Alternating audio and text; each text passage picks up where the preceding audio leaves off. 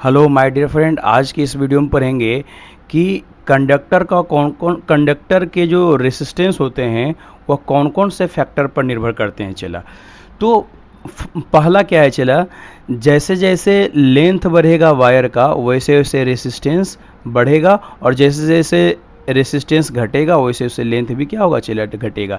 यानी are directly proportional length का होता है। अगर किसी वायर में करंट अगर फ्लो हो रहा है चला, तो उसके लेंथ पर निर्भर करता है। अगर वायर का लेंथ बहुत ज़्यादा होगा तो उसमें रेसिस्टेंस ज़्यादा होगा, और वायर का लेंथ अगर छोटा होगा तो उसमें रेसिस्टेंस क्या होगा, चला कम होगा। ये हमारा फर्स्ट इक्वेशन है। चला ठीक है। और दूसरा क्या कह रहा है, वायर का क्रॉस सेक्शन एरिया, वायर का ये जो एरिया होता है ना, चला ये एरिया तो वायर में अगर एरिया ज़्यादा रहेगा, वायर में एरिया अगर ज़्यादा रहेगा तो रेसिस्टेंस क्या होगा, चला कम होगा। और अगर रेसिस्टेंस ज़्यादा होगा तो एरिया क्या होगा, चला कम होगा। यानी ये वायर और ये वायर, मैं दो वायर यहाँ पर ड्रॉ कर रहा हूँ। चला एक ये वायर है चला, और एक ये वायर है। तो दोनों वायर में एरिया इसका ज़्यादा है चला, इसका एरिया क्या है, कम है। तो जिसका एरिया कम रहेगा उसमें रेसिस्टेंस क्या रहेगा, चला जिसका एरिया कम रहेगा उसमें रेसिस्टेंस ज़्यादा रहेगा, और इसमें एरिया ज़्यादा है तो रेसिस्टेंस इसमें क्या होगा, चला कम होगा। है ना, यही है, ये मेरा क्या है, चला सेकेंड इक्वेशन है। ठीक है। और दोनों कंबाइनिंग इक्वेशन फर्स्ट और सेकेंड को जब कंबाइन करेंगे तो क्या हो जाएगा, आर डायरेक्टली प्रोपोर्शनल यल हो जाएगा, और अपॉन क्या हो जाएगा, चला ए हो जाएगा। और हम जानते हैं कि फिजिक्स में डायरेक्टली प्रोपोर्शनल के जगह पर एक कांस्टेंट आता है, तो यहाँ भी डायरेक्टली प्रोपोर्शनल के जगह पर एक कांस्टेंट आया जिसको क्या कहते हैं, चला रो कहते हैं। तो R is equal to rho L upon A, और रो इज इक्वल टू क्या होगा, चला आर ए अपॉन यल होगा। यानी रो क्या होता है, चला रेसिस्टिविटी होता है।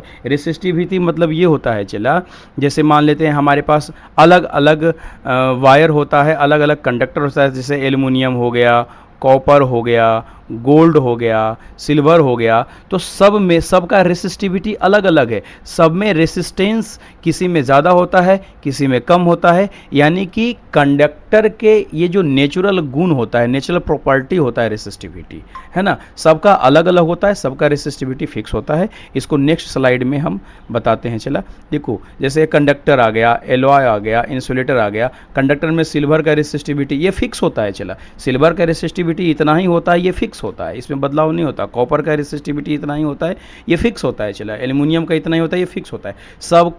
सब मटेरियल का अलग अलग रेसिस्टिविटी होता है। चला जैसे है ना, जैसे मैं ये सब का भी अलग अलग रेसिस्टिविटी होता है। ठीक है ना।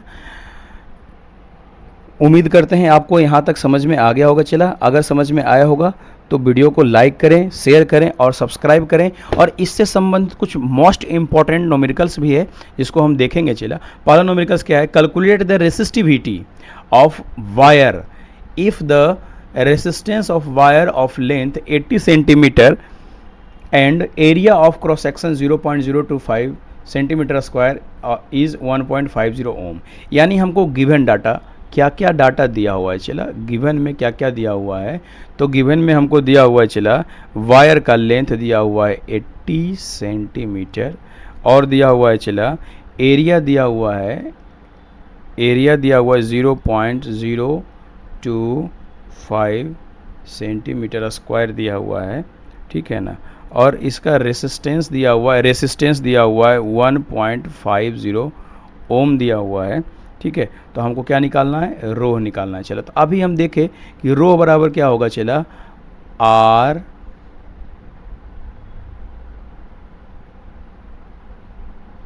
ए अपॉन एल होगा। तो आर का वैल्यू कितना है, चला 1.50, ए का वैल्यू कितना चला 0.025 है। चला और यल का वैल्यू कितना चला 80, है ना। इसको जब हम सॉल्व करेंगे चला तो 0.000469 ओम आएगा इसका आंसर, है ना। उम्मीद करते हैं आपको समझ में आया होगा। ठीक है। नेक्स्ट क्वेश्चन की ओर देखते हैं।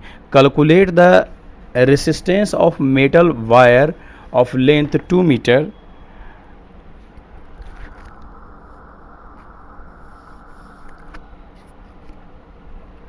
of length 2 meter and area of cross section 1.55 into 10 to the power minus 6 metre square if the resistivity of metal is इतना। तो हमको गिवन डाटा क्या क्या दिया हुआ है चला, गिवन में हमको डाटा क्या दिया हुआ है चला, तो इसको देखेंगे। हमको लेंथ दिया हुआ है, लेंथ दिया हुआ है चला 2 मीटर का दिया हुआ है, और एरिया दिया हुआ है 1.55 into 10 to the power minus 6 metre square दिया हुआ है चला, और रेसिस्टिविटी दिया हुआ है 2.8 into 10 to the power minus 8 ohm metre दिया हुआ है चला। ठीक है ना।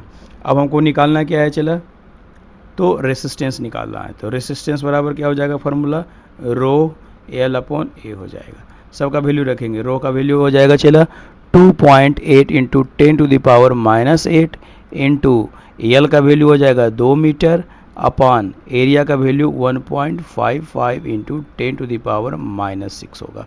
इसको जब हम सॉल्व करेंगे चला तो आ जाएगा 0.03613 ओम।